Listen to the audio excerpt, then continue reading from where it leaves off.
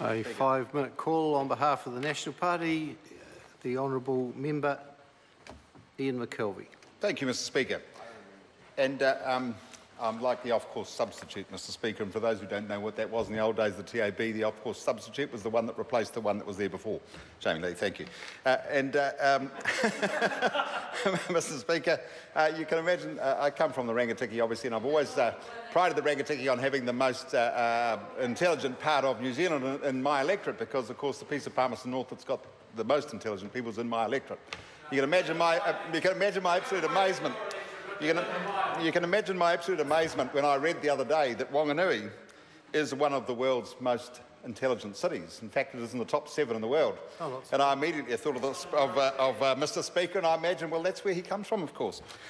Just to appease the member for Palmerston North, the Rangitikei electorate also, of course, has more sheep than the other electorate in New Zealand, just as a matter of interest. Mr Speaker, I wanted to, including Southland. Mr Speaker, I wanted to talk briefly about the TPPA and its effect on an electorate like mine, and it will have a positive impact for our challenged communities, and the reason it will is because as we move into this, the increased income as a result of our trade agreements and the TPPA, the trickle-down effect will significantly impact on those electorates through things like dairy, sheep, beef and timber. And I want to talk particularly about timber in the Rangitikei electorate and around New Zealand, because the change that I envisage, and I think we all envisage, coming as a result of the TPPA and the timber industry, for example, will be to encourage a lot more manufactured product to leave New Zealand. That will be good for the New Zealand timber industry. The other point about the timber industry, of course, is that we have so many pine trees in New Zealand, we probably don't have the infrastructure to get them all out in as quick a form as we might need to. And so that will be a challenge for the future, and of course it's going to moderate the amount of trees that are cut down at any one time, just because we need to get them processed and out of the country. So that's an interesting issue, Mr Speaker. The government over the last 7 years has moved to significantly improve our tourism opportunities.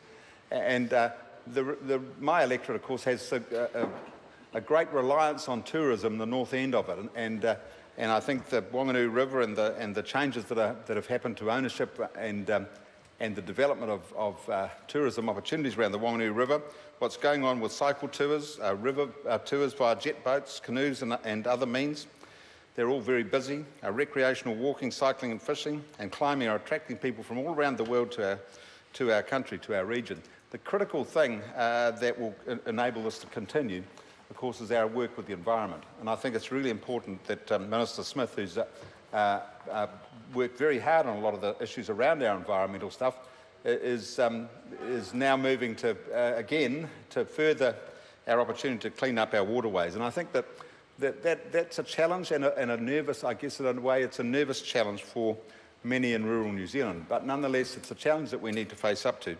And it is hugely important for our tourism and agricultural industries that we take that opportunity and make sure it works.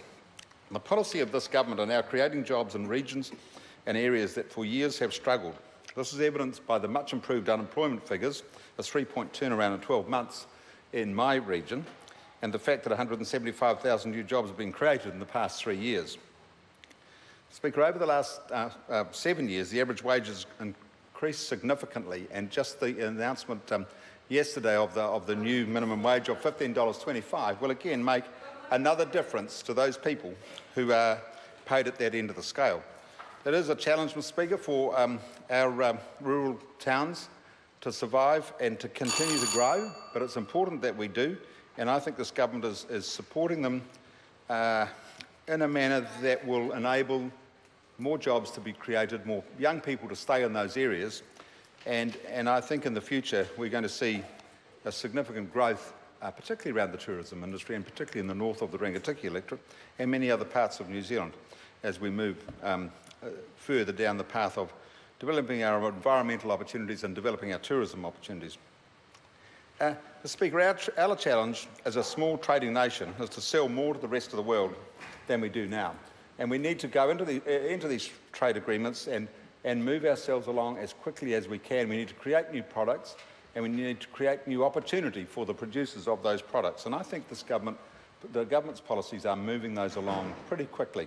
So I have a great deal of pleasure in supporting the Prime Minister's statement, and I think that we're on the right track, and I look forward to the next 12 months of a government working very hard for New Zealanders. Thank you, Mr. Speaker.